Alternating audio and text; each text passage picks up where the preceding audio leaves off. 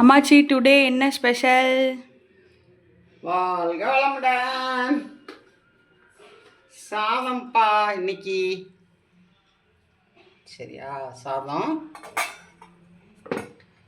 அதுக்கப்புறம் இன்னைக்கு முள்ளங்கி முருங்கைக்காய் எல்லாம் போட்டு ஒரு கிரேவி எனக்கு வச்சுருக்கேன்.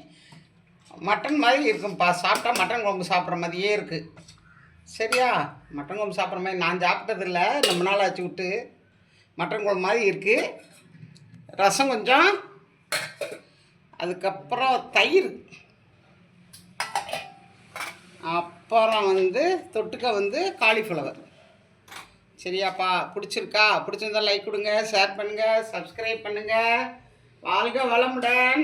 ஒரு ஆன்மீக தகவல் என்னென்னா, நிறைய பேர் பார்த்தீங்கன்னா ஏதோ அர்ஜென்ட் வேலைன்னு சொல்லிட்டு போயிட்டு என்ன செய்வாங்க, அந்த வெள்ளிக்கிழமை விளக்கக்கூடாதுன்னு நம்ம சொன்னாலும் அந்த வேலை இருந்துச்சு நேற்று, அதனால சொல்லிட்டு வெள்ளிக்கிழமைக்கு விளக்கு விளக்குவாங்க. தயவுசெய்து விளக்காதீங்க. வெள்ளிக்கிழமைக்கு விளக்கு கழுவவே கூடாது.